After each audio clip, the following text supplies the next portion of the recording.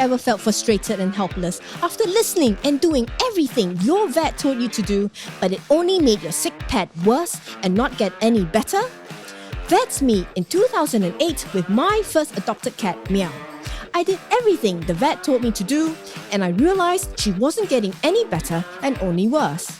So I decided to look into alternative health options and was drawn to the stories of holistic pet service entrepreneurs and their transformative journey, overcoming obstacles, chasing their passion, and creating a movement that has caused a ripple effect of positive change in the lives of their clients and pets around the world. Join me as I share the raw, inspiring journeys of these amazing entrepreneurs, their successes and failures. My name is Amrit Wang, and this is The Raw Entrepreneur.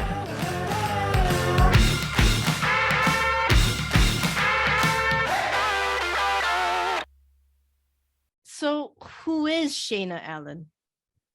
A very complicated bird nerd science person who loves facts and nature and photography and a wide variety of things. I'd say it's simple, but I'm complex as well. I think we're all kind of complex, but we want to be simple because we don't want to be complex, but I think I'm always a little bit of both. So what would you say is, like your first love of all the things that you do and enjoy? What's your first love? Animals, for sure. Yeah. Animals. And then photography. And then nature, probably, I'd have to say. But definitely animals first. I don't know. When you're an animal person, you just kind of resonate with them a little better than you do humans. Mm-hmm. So you had Bristol, your dog, and then you've got your 3 birds and birds before that, and you've got your butterflies. So, why, what draws you to them? Honestly, I don't know. I honestly don't know. Like I said earlier, I don't know why I love birds. I just happen to understand them, and I understand body language a lot more than other animals. They make sense to me better than like a cat does. I like cats, but me and cats are not always on the same wavelength. I can get along with dogs pretty well. I can read dogs pretty well, but I don't know. I just seem to understand birds' brains a lot easier than any other critter. Okay, so what's the what are birds like, or is it breed specific, or does personality cut across the different breeds of birds? There are some varieties of birds that definitely have similar what's the word I'm looking for? Personalities in a sense. They're just like people, and they're just like any other animal.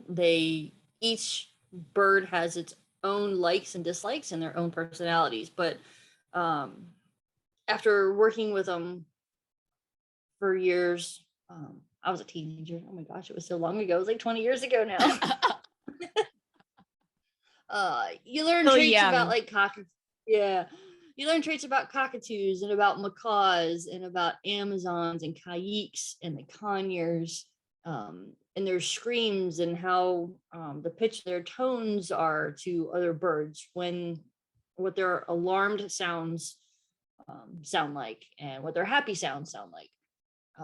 And kind of like how parakeets act in a flock, how finches act in a flock, how lovebirds act, together. And you just kind of, you learn it over time, just like with, learning any subject, you learn it over time. But they're very fun animals. They're very hilarious. They're little comedians. And I would swear that they know when they're funny. I've seen it with my own Senegal. They literally know when they are funny. It's like they have this comedic timing that's just perfect. And I don't know how many times I've experienced to count, but there could be a situation with a bird on bird, interacting, and one of them will do something on purpose to get like this comedic reaction. It's like, how did you do that? But it's so fun to watch them and kind of see the little wheels in their brain turning when they're trying to figure something out, when they are trying to be funny. Bonsai does it to me all the time. She will hide under my covers, and she knows I'm getting ready for work, and she knows she's got to go back in her house, kind of have this schedule we're on in the morning, and she will hide, and I'll be ready to walk out the room, and I got to find her. I'm looking everywhere. She knows, she can hear me calling her name. I'm like, where are you? And I have seen her. She'll be underneath my quilt, and she has this very distinct movement when she laughs. She kind of shakes her head back and forth really quickly, and her eyes will dilate. But she was under the covers, and I can see her. I can see this little ball hiding under the covers, and I can see her head going like this. So she's laughing because I can't find her under my quilt. And my conure, granted, he learned how to giggle from me, or from when I watch videos on the internet that has laughing as part of the show or TV show that's on. He learned how to laugh from that. And sometimes I'll be doing something in the room or talking to them, and he'll just laugh at the perfect time. And it could be coincidence, but he's pretty spot on most of the time. So they just know when things are hilarious. I don't know how to do it. But it's interesting to see them progress and learn things, kind of like people are fascinated when they have, a human child, to see them progress and learn things and see like the spark kind of go off in their, the light bulb go off. But birds are very much the same way. I like them because they're very cute and covered in feathers and very soft. But yeah, they're a ton of fun. So the birds that you've had, have you had them since they were hatchlings, or or what's the right word, when they were born? Yeah, hatched. Yeah, hatched. See, I'm in a different territory, but I'm enjoying this because you're making me think. Yeah. Yes, they hatch from an egg. And then when there's more than one, they're called a clutch. And I don't know why they're called a clutch. I just know they're called a clutch. I'd have to look that up. But I did not have them from the only one I had from a baby was Bonsai when I got her at 4 weeks. But she came from an aviary down in Florida. So they couldn't ship the birds until they at least had their down feathers, because I can't ship them when they're naked, because it's, especially in the wintertime. She came in the wintertime that year from, I forget what year, 2003. Yeah, she was born 2003. My conure, he was about 6 months old. I had left my job at the pet store when he got there, and when I came back, there was 2 from his clutch that were left, and he was the sweetest one at the time. So I took him home. And my cockatiel, I did not get from a baby either. I want to say he was probably about 6 or 8 months old when I got him. And it's actually harder to raise a bird once they're so many months old. It's easier when they're babies because they look to you as kind of more mom in a sense. I've had an easier time with Bonsai because I had her basically in my care from 4 weeks old. But she was a lot easier and a lot sweeter. My other 2 that I got when they were a few months older were already starting to get set in their ways. Things that they were terrified of had already set in. So it took a while for them to warm up to me, because I was a new human coming into their space, trying to tell them this is not a very nice behavior. We're going to need to work on that. But they've come quite a long way. Binks has really grown out of his shell. He was super shy, very scared of everything, scared of his own shadow, didn't know how to fly, which was a little bit intentional, only because we clipped their wings to keep them safe so they don't fly into the wall and hurt themselves.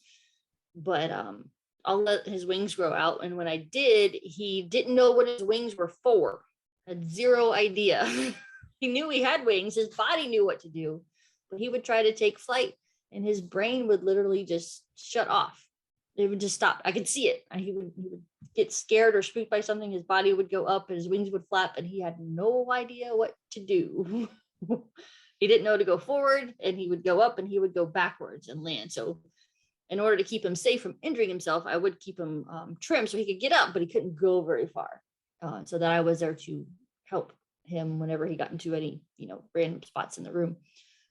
But it's taken 20 years to teach him how to fly. And I'm a human. I don't have wings. Wow. I had to help him learn what his wings were for and basically work on his confidence quite a bit. It took a long time. So now he's gotten a lot more confident in the last few years.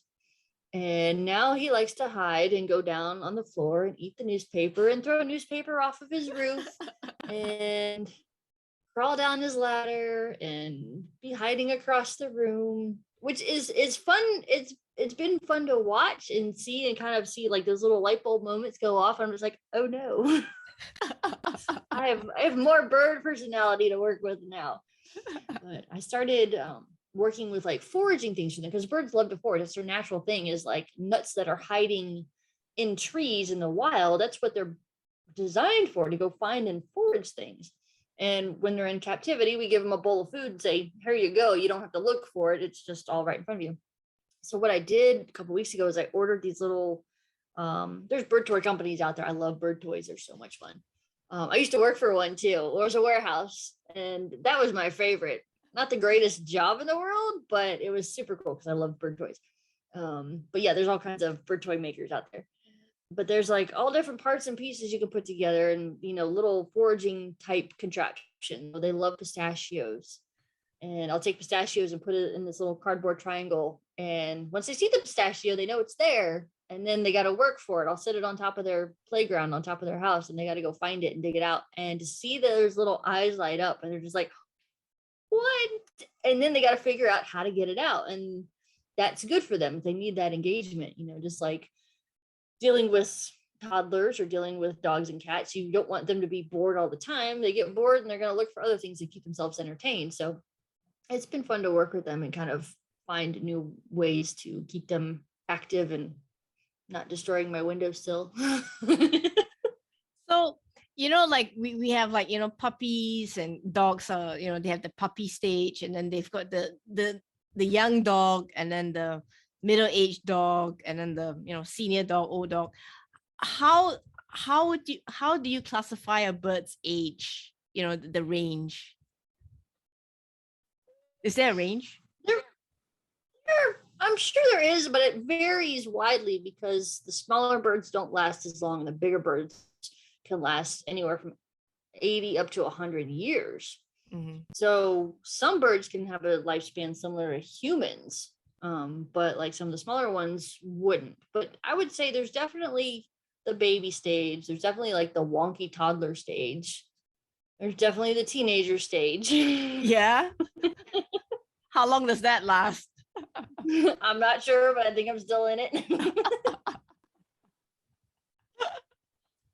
And there is the senior stage. I've had birds, my first parakeet and my first cockatiel, either when they're Baloo's Hill started, she'd gotten a lipoma, I think it was.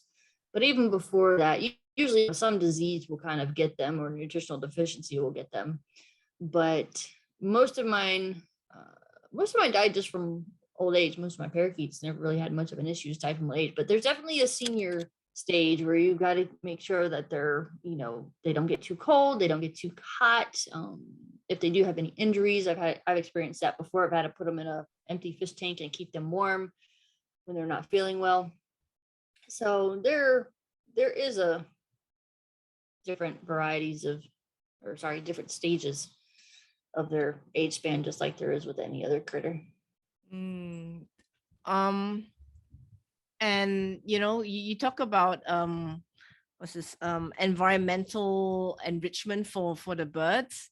So what would you consider like best practices when you're thinking of doing something like that? You definitely want to try to engage their brain just like you would yourself to keep yourself entertained, or keep a child's brain learning and growing, or, you know, even training a dog for different things. And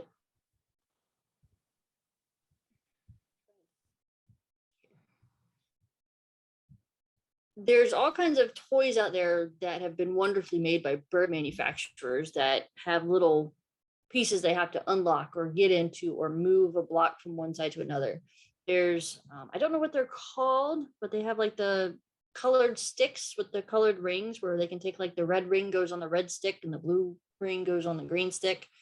They can put like the coordinating colors, because birds can see colors quite vividly. That's why all their toys are like rainbow colored and really, really bright. But they can be taught to associate, you know, red goes on red, yellow goes on yellow, green goes on green, or putting a star shape into the star drop box, or a circle into a circle kind of thing. They're very smart. They're very, very intelligent. So it does take some work to keep their brain occupied. Otherwise, they will find things to destroy. So they can either pluck out their own feathers if they get really bored. They can start to find things to tear apart if they don't have their own like wood toys. My Senegal is, I call her a woodpecker, because she loves to destroy wood. Most birds do. That's what their beak is for, because they'll, in the wild, they're naturally grinding like trees and barks and logs and things. I have had to cover up my windowsill, because my windowsill, there's a wood decorative piece underneath it, and she found it years ago and she just started picking at it. So my windowsill is absolutely destroyed. It's just like I said, a decorative piece. So it doesn't really matter. It can be replaced, but I've had to cover it and block her from it. And every time she has figured out how to get under there, I've got Velcro. I'm about to super glue it, but right now I have Velcro keeping her away from it.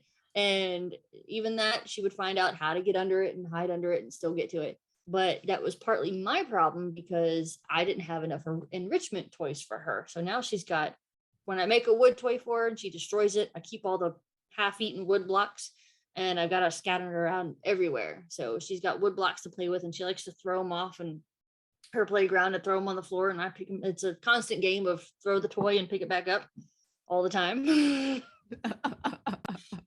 But yeah, it takes a lot, especially when I call her a little ninja, because she's constantly into something. I love it when she has nap time, but when she's in ninja mode in the morning, she is just on the bed, on the playgrounds, throwing this, throwing that. I've got little plastic, like the little red Solo cups. I got some of those for her, so she could play with them and just, you know, toss them wherever she wants to toss them. She's got a bowl full of wood parts that she can play with and, you know, take out like a toy box. And they just need to be engaged and keep their brain going, because they are so smart. Now, mine are smart, but they're not super smart. I've seen plenty of videos where birds know to, in order to get a treat, they can work through a variety of locks and gears and things like that just to get a sunflower seed.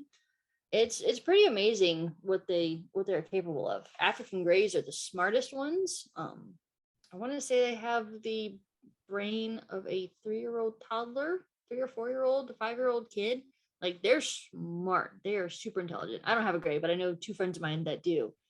And they're quite intelligent. If you ever go down the rabbit hole of YouTube videos, look up videos on African greys, because they're just so intelligent. I'm just like, they probably know more than I do. Cool.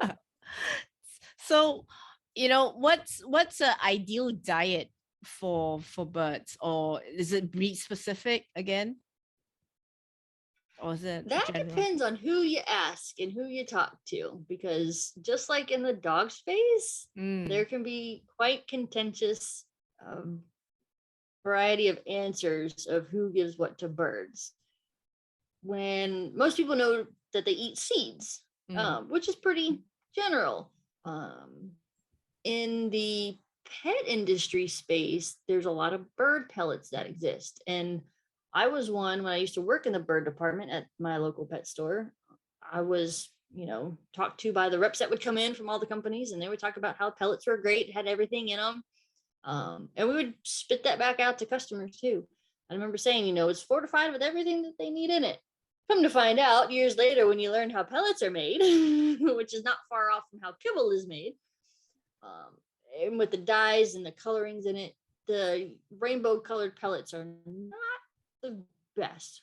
There are other companies that have come out with other pellets that are a lot better grade. So sometimes when you say pellet, it's kind of like saying kibble. You don't know which brand or what process it went through. So there's companies out there that make cold pressed organic pellets. So I do feed my birds those ones. They kind of smell. Do you know what alfalfa smells like? Alfalfa hay. You ever smelled alfalfa hay before? Yeah. I think there's a little bit of alfalfa, but they smell so good because it reminds me of horses, and like because horses eat alfalfa hay. So I love the smell of I call them alfalfa pellets, but there's more than just alfalfa in it, but it really has that smell. So they smell delicious. But there are pellets out there that are colored with all the colored dyes, you know, the red number 4, the blue 3, and all those chemicals that are in them. So I try to stay away from those, but there's quite a few companies that are coming out and that have been out making better quality food. And I love being on the internet and finding different people in the avian space. There's not a whole lot, but there is Dr. Jason Crean. I found him because he's friends with Dr. Karen Becker. He talks a lot about fresh food for birds, and he's got a group page that I'm also in. And it's great to see more people ever so slightly, and it's minimal, but they're out there talking about fresh food for birds, because a lot of people forget that birds are supposed to eat seeds and nuts and fruits and anything they can find in their natural habitat from, you know, whether they come from Australia or Africa or South America. So, but it can be quite contentious of like who wants to feed their bird what. Some people will stick with like the rainbow colored pellets because that's what they were told when they went to the pet store one time, so they stick with it, and they forget about fresh food. But they do need a variety of, you know, fresh fruits and nuts and seeds. Mine love pistachios and walnuts and cashews. They like carrots, they like broccoli, they love blueberries. Oh my gosh, I show them a blueberry and they lose it. Binks loves bananas. If I walk into my room with a banana, oh my, he would eat the whole thing if I let him. It's a bit too much for him, but he would eat the whole thing.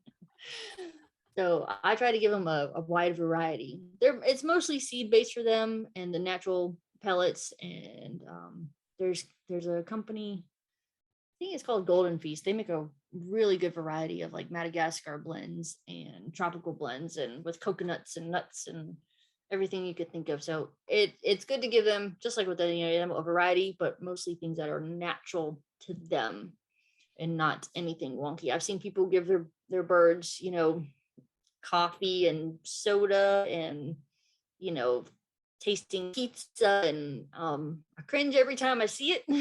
You know, sticking their tongue on it won't hurt them, but it's not something you want to do constantly because their body's not geared for, you know, super high fats in that sense, you know, fried fats that we can eat.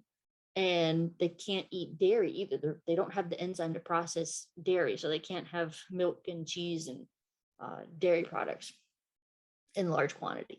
So, but yeah. Are birds vegetarian, omnivores?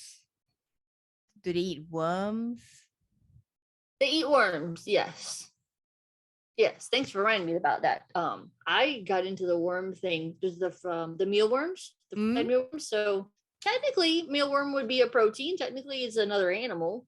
But yeah, they're mostly plant and seed based and fruit based. But yeah, they will eat mealworms. I think they probably could eat a live mealworm. I don't know. I've never seen a bird eat a live one.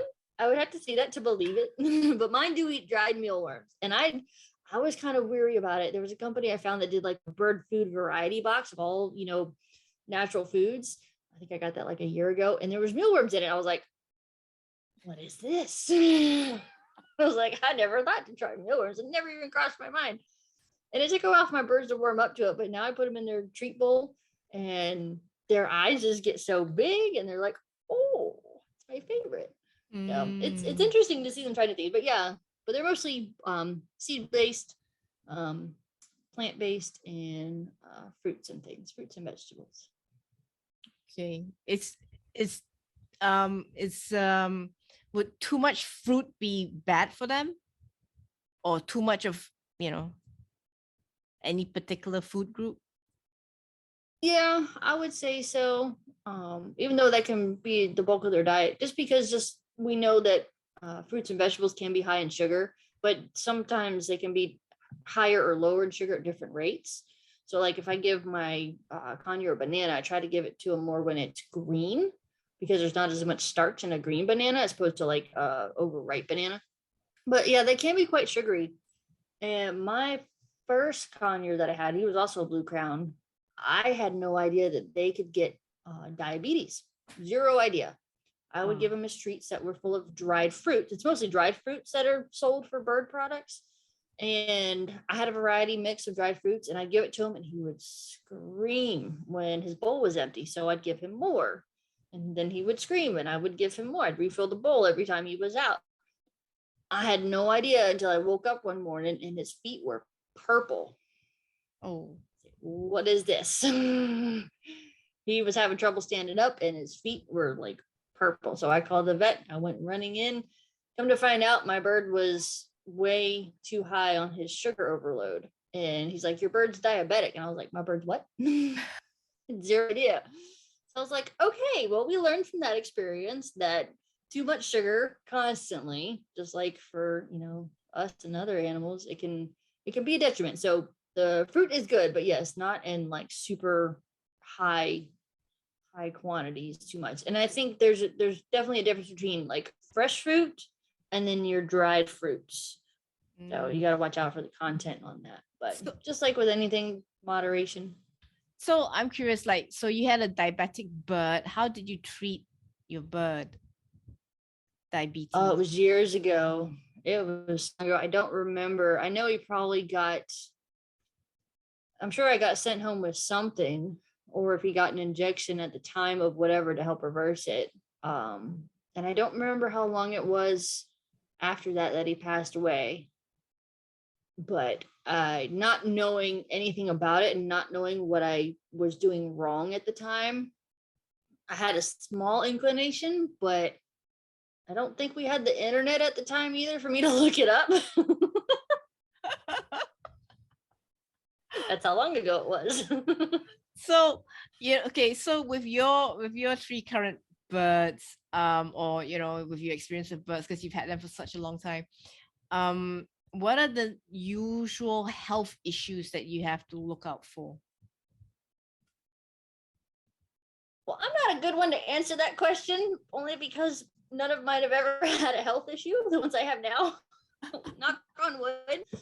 Conyour's 20. He's never been to the vet ever for anything. And neither is my Senegal and my cockatiel. And some people may not like that because it is good to go to the vet to be like proactive and, maybe get blood drawn once a year to find out what's going on.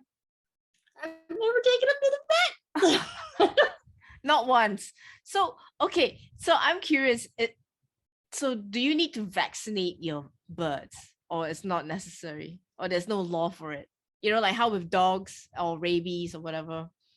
Yeah, no, I don't believe there's a law, and I'm sure they can get vaccines for maybe if they have a condition, but no, there's no regular that I'm aware of anyway. I've never heard of such thing or what have you. I know we can get their blood drawn to find out if anything is going on, but no, there's no like mandatory, thank God. There's no mandatory vaccinations for birds. Oh man, yeah, because they're so tiny anyway. Like you were saying, their lungs are very sensitive and small. I think that's why, like in the old days, miners would bring like little canaries in a cage to bring them down into the mine shaft, and if they drop dead, they would know that there was like toxins in the air and they had to evacuate, kind of thing.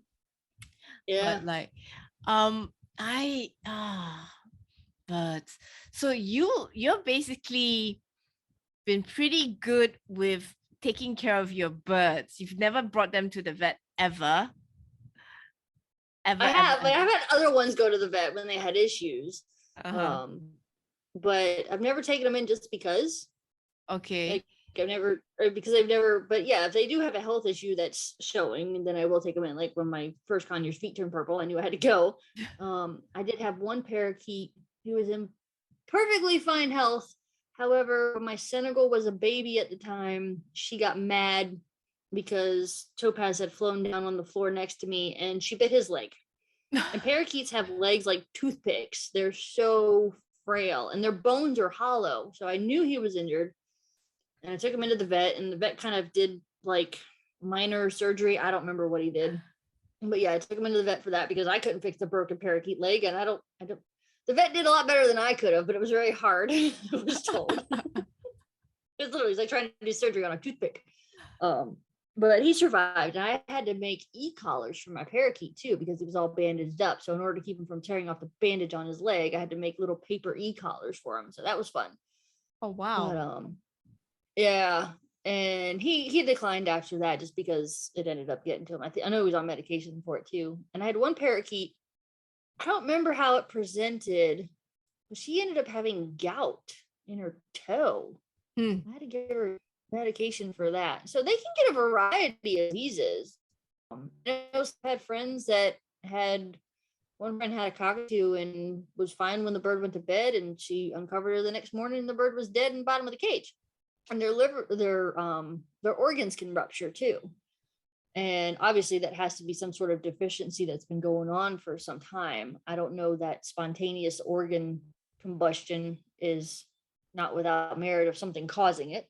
But there's not a whole lot of research that's done to find out a lot of the causes, but I know they can definitely have nutritional deficiencies over the years, which could probably lead to that, which we know that, in the dog space, knowing what we know now about that. But yeah, I know they can end up with a variety of issues. I've been super lucky to have very minimal problems. And like I said, with the 3 I have now, they've never been, thank goodness. I've come kind of close sometimes when they have little minor injuries, but I know the basics to kind of keep them going. If they have if I trim their toenail short and it starts to bleed, I know that's an easy fix and things like that. But for the most part, they're pretty good. So I've been lucky in that in that regard. You trim their toenails? I didn't even know that you could do that. Oh yeah, their toenails were turned into daggers. They literally like needles. And when you hold a bird on your hand is when you find out how sharp and very uncomfortable their toes can be. So they do need their toes, and they need them relatively sharp so that they can grasp their perches and their ropes and their toys and climb around their cage. But just like dog toenails, when they just get a little bit too much, or cat toenails, you get those really sharp needle point edges. I don't know if you trim all your cat's toenails when they need it, or if they kind of naturally kind of get worn down when they're walking on different surfaces. And for birds, I know there's like different perch products out there. The perches that they will put in the cage or on play gyms. Some of them are made with like a kind of like a concrete or sandy type texture, and that's supposed to wear down the needle points of their toenails. I don't agree with those to a point, because it's like standing on concrete all the time barefoot, and I don't know how comfortable that would be. So some birds have them, and apparently they do okay, but you got to be careful with the raw underside of their feet too. But back to toenails, they will get really, really sharp and turn into these needle points, and I'll just go and trim off the tips of them just to kind of give them a flat surface, so that when you hold them, you don't have these 4 or 8 little needles digging into your fingers. So how cooperative were your birds when you wanted to trim their nails? Oh, they don't like it. They don't like it at all. So how did you get them to cooperate? They've gotten used to it, and they'll tolerate it. And you can kind of train some birds to tolerate it after a while. Of course, it's easier, just like with anything, if you do it from when they're a baby. But basically, I have a terry cloth towel. I'll wrap them up in a towel, and you have to turn them upside down. So they don't like being wrapped in a towel, because that's very unnatural to them. They don't like being upside down, because that's also unnatural to them. They don't like being in that, submissive kind of state. With a puppy, or a cat, you can kind of play with them, and they don't mind kind of maybe tossing around birds. They know that they're supposed to be upright at all times. So it takes a while to kind of work with them on that. But I usually takes 2 people for the bigger birds. Depends on if you can kind of hold them in one hand or not. So I'll usually wrap them in a towel and kind of use my bed to prop them up. And you have to be careful. You have to hold them by their jaw or their lower mandible. kind of get your fingers around their jawline to hold their head still. Otherwise, you're going to get bit, because their whole purpose is to bite you and get away from out of this towel, because they do not know what's going on. And all they know is they don't like it. So I've got to hold them carefully under their jaw, watch where their beak is, and then try to grab a toe and hold a toenail and like trim it very quickly and carefully and precisely with like toenail trimmers, and just kind of snip off the tip and hope it doesn't bleed. If it bleeds, it's okay. You can stop it, but it's easier if it doesn't bleed. But it's not comfortable for them because they don't really know what's going on. They don't understand the concept, but I could try to make it into a fun game and be as light and positive as I can, so that when it's over, it's like one big happy, party, as opposed to, wrangling a bird and making them completely uncomfortable. But yes, it can be tricky, but no, they do not like it unless they're trained well enough from the beginning. I've seen some people do that. There was a hyacinth macaw that used to be at the store that I worked at, and I was friends with her. Her name was Cookie. She was very well known in the city we are in, and not me, but I knew how to help the training process. She was trained from a young age to go into the one corner of a particular room. We would lay down a towel, and she knew when it was time, she would go into this corner, and she'd just literally flip over on her back, and we could just hold her like this. Somebody would hold her, and she was, sweet as pie. She was a big bird, and her beak has like 3,000 pounds of pressure per square inch. So she could take her finger off if she wanted to, but she was trained from a young age. So it all depends on the training and how you kind of raise them. But yeah, and in general, they really don't like it. So how often would you need to trim their nails? It just depends on how long you can kind of go with dealing with the sharpness of their toes. Okay. But so in nature, I do mine every few months. Okay, so in nature, they're naturally sharp, right? Or they get worn out? Yeah, they'll kind of get worn depending on all the trees that they're on. But yeah, they're naturally a lot sharper because nobody's holding them. So nobody has any reason to complain about it.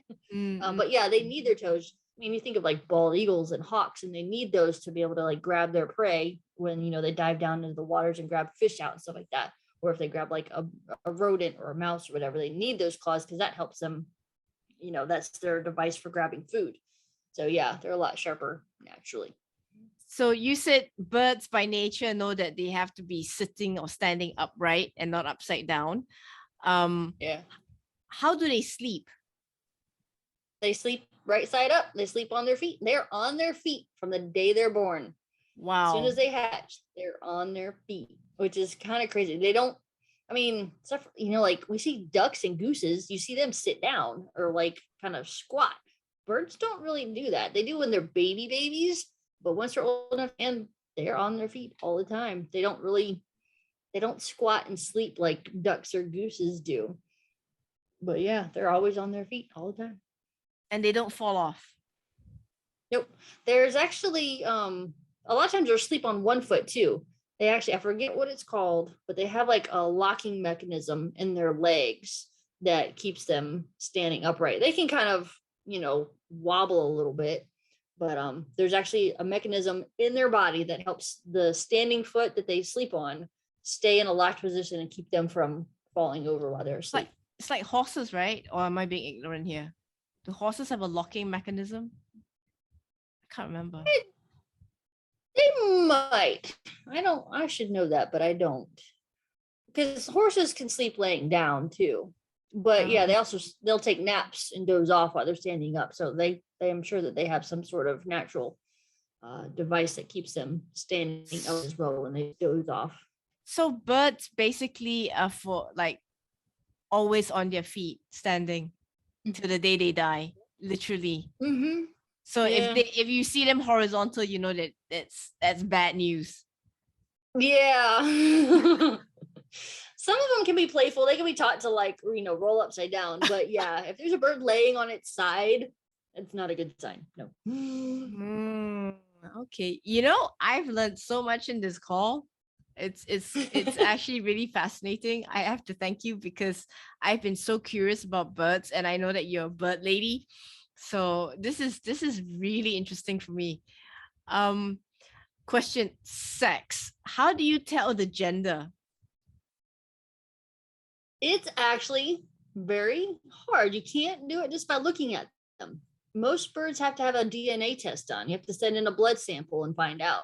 Oh, You can't. Yeah, once they're I have no idea. You got to send a blood sample. There's probably breeders and people that have been in the business for years on end. Probably have a quite a good guess on what their birds are. I know my cockatiel is a boy from a couple of habits that he has. They're very male related that he does quite often. So I know he's a boy. I don't have to have DNA tested for that. But there is one type of bird called an eclectus. If you want to look it up after we're done, there's actually a male eclectus and a female eclectus, and one is bright green and one is bright red. And the female is red, if I remember correctly, and the male is green. And those are it's called sexually dimorphic, but those are the only ones that I know of, unless there's like for the exotics anyway. I'm not sure about like more of your wild natural birds, but for the exotics, the eclectus are dimorphic, where you can tell them apart by looking at them. But most birds, nope, you can't. And okay, so this is for me will be the baby sex talk. How do birds procreate? Have you ever seen a mating done? Not in person, no. I've seen videos of it, and I think there's some birds that mate in flight too. But yeah, you'd have to YouTube that. I don't know how to explain it properly, but it is possible. Oh my goodness. And do your birds, okay, since so they've never, you've got 3 birds. One is a male for sure, or you're pretty sure it's a male. And I'm the other 99% sure he's a boy. Okay. And then the other 2 you don't know. Don't know. No. But I would have to guess. I think my Senegal is a girl, only because she doesn't have any bull habits like my cockatiel does. If I had to guess, and I think I did look up for Senegals, they have the yellow V on their belly. Most of their belly's green, but then they have like this bright yellow V that starts like from under their wings and kind of goes down to their vent. And I think boys have a little bit more yellow and girls have more green. So that's another way I can kind of tell with her a little bit. There's sometimes some feather variations. With my blue crown, they all look the same. I have no idea. I call my blue crown a boy all the time, just out of habit. I'm probably wrong. I have no idea. It's pretty inexpensive to get them tested. I just never have, because it doesn't matter in that. For some reason, I'm not bothered by it, whether they're boys or girls. So okay. So do they go on heat? Like dogs and cats? Supposedly, I don't know for certain. I've never really looked it up, but they don't go in like you can't like you would a female dog or cat. But they can get quite hormonal. I hear talk about that all the time. Well, they're like, my bird's acting hormonal, and that could be a variety of reasons, whether it's the time change, the amount of sun that they have in the day, when they're molting, because they'll molt several times a year as well. I haven't experienced like what people call hormonal birds. Mine are pretty even keeled all the time, just like us. They get grumpy when they're mad. If you take something fun away from them, then they just get irritated, just like anybody would. But I've never really had any reason to see from my birds that they go through any stages of being, extra cranky or anything like that by being in heat. I'm sure that they do, just like most female animals have to, go through a cycle, but I haven't seen it myself with mine. So has your male bird tried to mate with any of your female birds? When I had my female my female parakeet, he wanted to make little baby cockatiel parakeets, which I had to tell them several times that was not possible, but he wanted to try. And my female parakeet was not having it at all. She just, because the cockatiel is like 3 times her size for one. But my cockatiel wanted to make little baby cockatiels. I'm like, that's gonna be a weird looking bird if that actually works out. So but biologically, is it possible or no? I don't know if you could interbreed species. I don't know if anybody's ever tried. I've never seen any evidence of that. Because you've got mongrels and mutts, and cats. I mean, like mixed breeds and stuff. So I'm just curious with birds. I don't know about different species of birds, but I do know, like with macaws and things, they've made such a variety, because there's blue and golds, and there's scarlets, and there's green wings. But then, and that's what I knew of when I started working with birds. Over the years, there's like harlequins and catalinas, and now there's like all these subspecies, and it's still a macaw, but it turns into different color variations, which is pretty cool. And catalinas are really pretty, but you can have your conversion of your blue and gold that mated with a green wing, or your scarlet that made it with a green wing, or your green wing that made it with, they can all like intertwine. And then you can get subspecies, because now a Catalina can breed with a Harlequin, and then you get another, I forget what that's called, but it goes on and on and on, because people like to crossbreed all of them. So it can be interesting if you ever kind of dive in and look at all the crossbreeding types, but that was too much for my brain to handle when they started crossbreeding and coming up with all of them. I was like, I can't remember all these. It was hard enough to learn all the varieties of cockatoos and macaws and conures, and it gets quite deep. It's quite deep, but they're beautiful creatures, absolutely beautiful. So, but no, I've never heard of like a macaw mating with a cockatoo. I don't.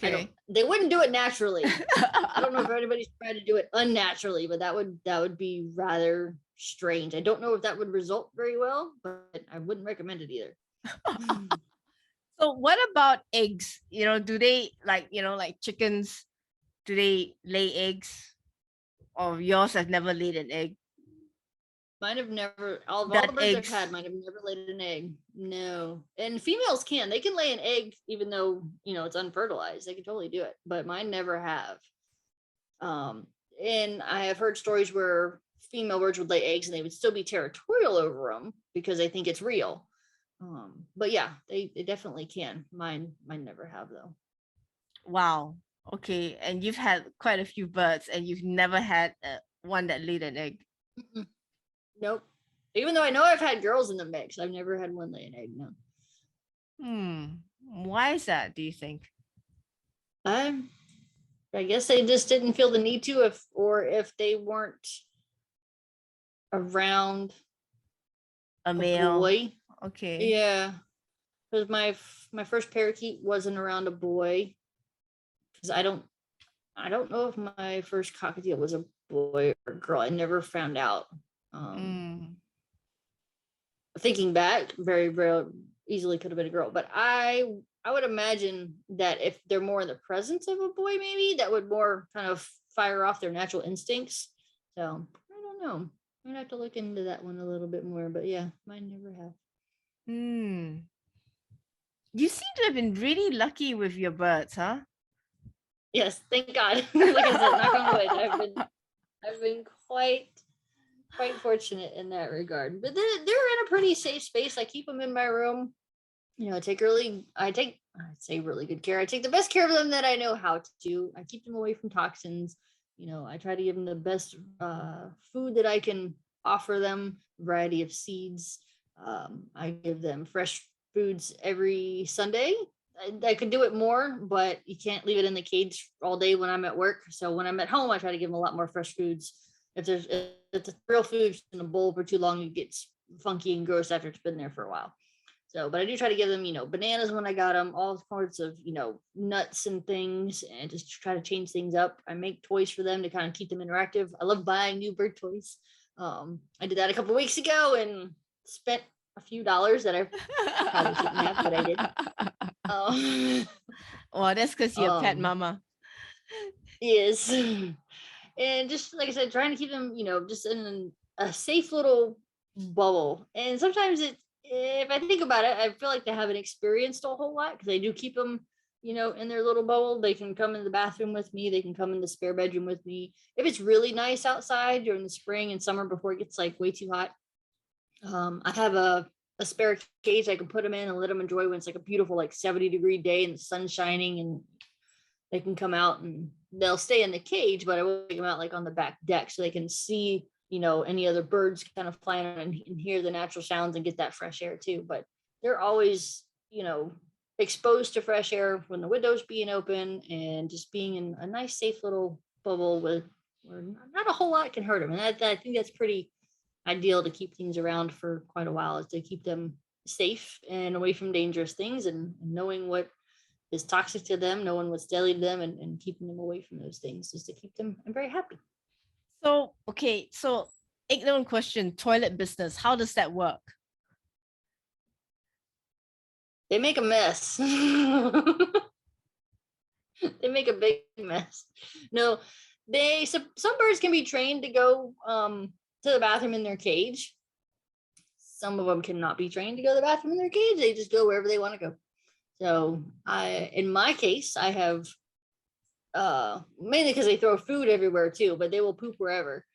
My cockatiel, I've made like a little playground for him and an extra perch between two cages I have, and he poops constantly. So I have to keep a piece of newspaper on the floor, otherwise he's going to ruin my carpet. So there's newspaper everywhere. There's terry cloth towels. There's beach towels. Mainly just to keep everything easily cleanable. I have learned over the years to use a lot of towels and a lot of beach towels to keep the carpet clean, because I got new carpet years ago and I was like, well, and I told my parents, I was like, we're gonna have orange or green polka dots, so I will have to carpet clean the carpet quite often, so which I do regularly. But yeah, they make a mess everywhere. Okay, so do you bathe them? They can be bathed. They usually will take their own bath. My Senegal and my conure will take a bath in their water bowls. Well, yeah, she takes a bath in her water bowl because it's big enough to hold her. She can get a whole body in there. And my conure has a bowl for water to drink out of, and then a bowl, I call it his swimming pool, because it's big enough to kind of get his body in there. My cockatiel, she'll try to take Lemon's a boy, to keep them straight.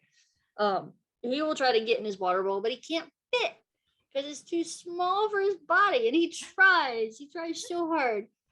So I did get him like a stainless steel, really shallow bowl.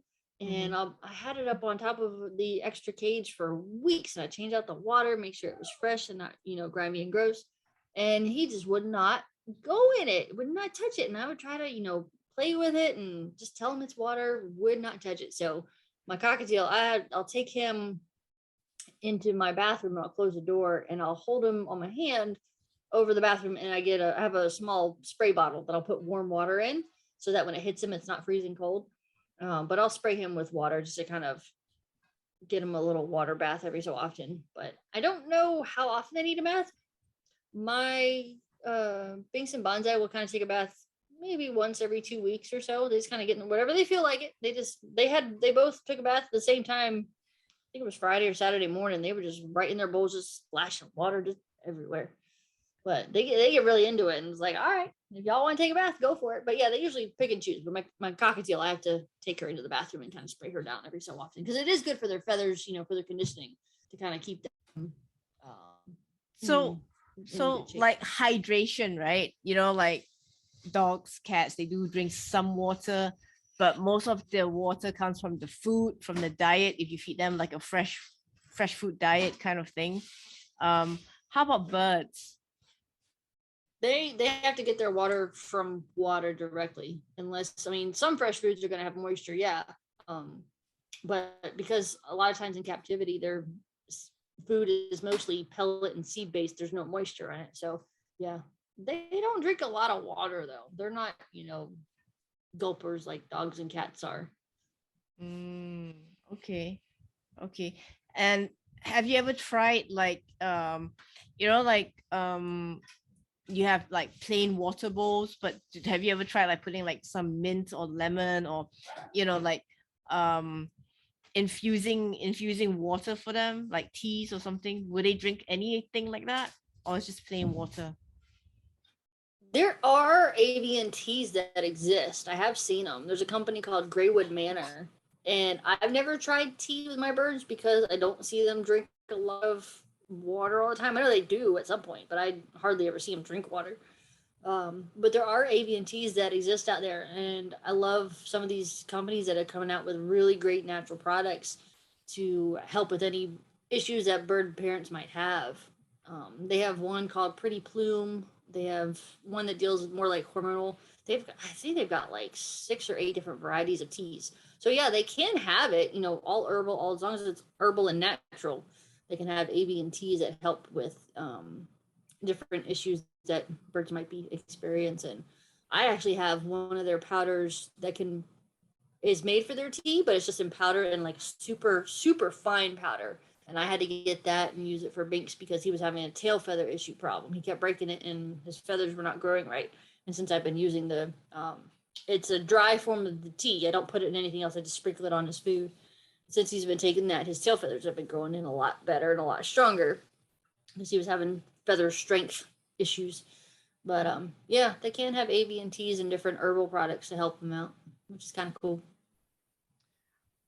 So if if someone came up to you and said, "Hey, Shana, I'm thinking of getting a bird," what would you advise me?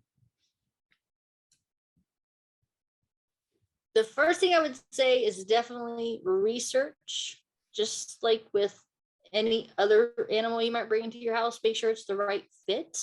And if you see a type of bird you might be interested in, is to find out how long it lives, what kind of environment it needs to live in, what kind of enrichment activities it might need, how much playtime and activity it will need from you, how much time and devotion it needs from you, the owner, and what they need to survive well on with food, and what kind of things are dangerous to them. And then once you find the type of bird that might match up with that, then you want to look at whether you want to adopt one, whether you want to get one from a breeder. If you go with the adoption route, how old is the bird? What kind of, emotional baggage or any traumas the bird had beforehand, because that's going to be very difficult for a first-time bird owner if you don't know parrot behavior. Or if you want to go with a breeder, maybe get one that's younger and raise it from a little bit of an easier standpoint, in my opinion. So there's many different factors, but a lot of it is making sure that you have the time to devote to them because they can live so long. There's so many birds that people will get, and they might be, gotten it from an adoption type standpoint, and then it just doesn't mesh well with the owner because it was pretty, or they always wanted a cockatoo, but they didn't realize how much work went into a cockatoo. And then they have to turn around and give it up. So there's a lot of bird sanctuaries out there that exist because maybe someone didn't do the right research to find out if that bird was going to be a right fit. So it's just like with anything, we all research when we get a new car. You research when you get a house. You want to make sure it's going to be the right fit for you. It's the same way, whether you get a dog, a cat, a bird, a rabbit, a turtle, whatever. You want to make sure it's going to be the right fit, and then learning what they need to properly survive well. Okay. Because I have always, in my romantic head, always, wanted, a bird or two or more. I think, it's always been that, when you watch the cartoons or the movies and, like say a pirate, would have a bird on his shoulder kind of thing, or, when you hear these stories of how loyal some birds can be, and they bond with you, and it's a very intimate relationship because they can fly or they move around, in a very three-dimensional space, like aerial kind of way, compared to say a dog or cat where they're pretty grounded, 4 paws or but birds, they come from, above, and when you tell me, like, they'll sleep with you or snuggle and go under your coat, and I'm like, oh man, that'd be so nice. Yeah, yeah, I've always, had this I don't know, it was, imagine I would have bird friends kind of thing. And then I've, a few times I was this close to like, I would like to get one, but then I see like currently I've got 12 cats and 1 dog. Don't think it's a good idea somehow, but the bird might either die from a heart attack because of all the cats trying to pounce at it. Yeah. Or, birds and dogs and cats can get along, and usually like bigger birds tend to do better with other with small dogs or cats. Mm-hmm. It's the small birds like your parakeets that don't always fare well for someone who has cats. I have a friend of mine who, she's about 10 minutes down the road. I got to babysit all of her entire zoo minus the dogs, so they take the dogs with them. She has 4 dogs, bearded dragon, an African gray, and when I babysat, she had 2 parakeets. Now she has 5 and a cockatiel. So, wow. But the parakeets and the cockatiel are in a kind of like a sunroom, so the door can close. There are some cats that will go in there, but the cats will like hide under the covers that she has on her couch. And the African gray is in his house and will tolerate the dogs too. So it very well depends on the type of bird's personality, whether they get along with dogs. And sometimes it only takes one bite from a bird on a cat paw or a dog paw, and usually the cat and dog will learn, I'm not touching the bird ever again. So I've heard stories about that too. But yeah, it can be done. But usually if you have a smaller bird like a parakeet or a cockatiel, you kind of want to keep them in a safer space away from the cats until they learn their boundaries. You can never be 100% safe that, the cat may not pester the parakeet or anything like that. But if you know your animal well enough, then yeah. But most people will, when they get a first bird, they're generally directed to a parakeet or a lovebird or cockatiel. It kind of depends on, cost wise, how much people want to spend, and size wise and time wise, what they can put up with. But yeah, it can be done. But yeah, you just have to be very careful with it when you have other species in the house. Okay. Yeah, because I know you do dog sit, like your friends, your neighbor's dog will come and stay. So how do your birds react when they see the dog, or they don't care? They don't see the dog at all. Even though I would let my neighbor's dog come upstairs and stay in a spare bedroom, I would actually let his name is Wesley. He's the cutest little golden retriever. He's so sweet. I would actually let him sleep in my room at night. The first few times I would have him, he had to let him come upstairs, and I would cover up the birds and put beach towels on my floor and let Wesley spend the night in my room. But the birds never saw the dog ever, even though the dog was in the room. They never saw him.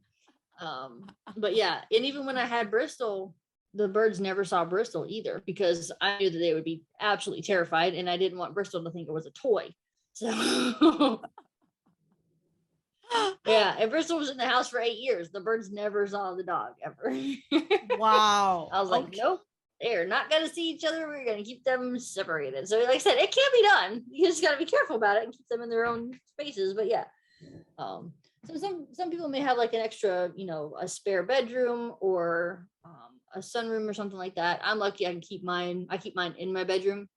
Well, a lot of people will keep, especially bigger birds, they'll put them, they have bigger birds, have those huge cages for them, or they're part of the family and they're always out like in the kitchen with the family too. So it just depends on the dynamic that you live in, and like I said, how much time you're home to have them out and be a part of the family with, because that's the most important things for birds, is they are flocks, or they're usually part of flocks, part of a family, part of a culture, part of a community. So you never want to get a bird and be like, oh, I have a bird, and then just stick it in a cage and stick it off in a room somewhere and maybe spend like 5 minutes with it once a week, other than food and water. But they really do like to be part of a community. That's why I always have more than one, because I'm their person, I'm their playmate, I'm their food person, I'm their water person, I'm their everything person. So mine don't go downstairs and play with anyone else in the house or any other critter. So I have to spend more time in that regard playing with them. But yeah, it can be done to have a multi-species house and devote the right kind of time and space and make sure everybody is safe and getting along. So what about like, say, if you were traveling, you mentioned that you stay with your parents. Are they able to, are your birds, do they respond well to your parents, or are they just a one human kind of bird?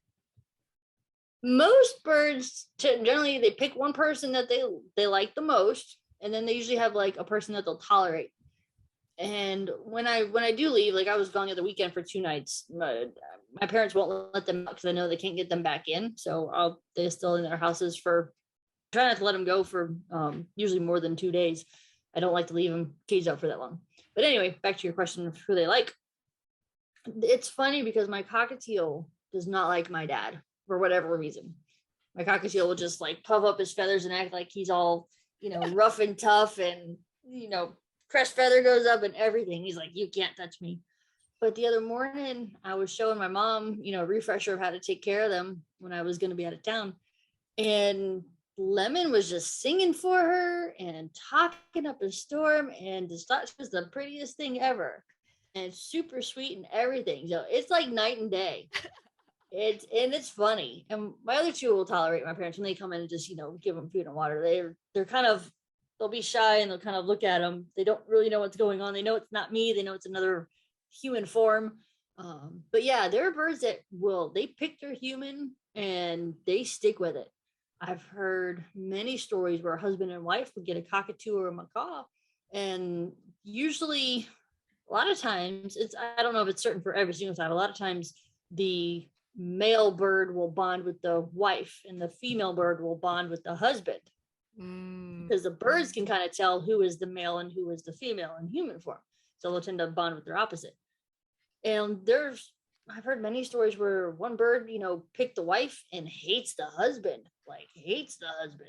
And I'm like, I don't know how you deal with that because I can't help you with it.